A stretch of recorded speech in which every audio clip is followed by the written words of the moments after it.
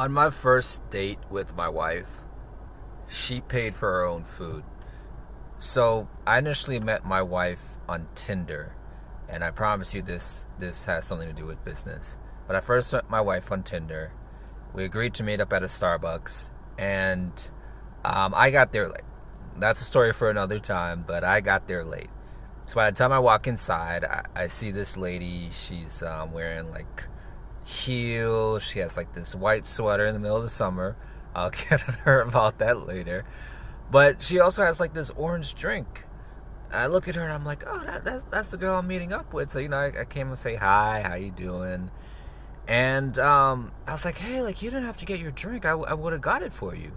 Because for me at that time, first date, I'm like the guy pays, I'll pay, and I'll handle it. But she's like, no, it's fine. But that stood out to me, right? Because that mattered because it really helped when I started a business years later. And here's what I mean by that. That showed me, and this could be very important for anyone who's looking to start a business and wants to get married at some point, but it showed me that she didn't really feel like she needed my money. Now, I'm not gonna poo-poo anyone who gets into a relationship and wants to do that. That's fine. But for me, I noticed that about her. Like, first steps like, oh, I guess she doesn't really feel the need to like for me to pay for everything. So why that matter? When I was in business years later, and for most business owners, especially when you're starting, the first few months, years, whatever it is going to be rough financially.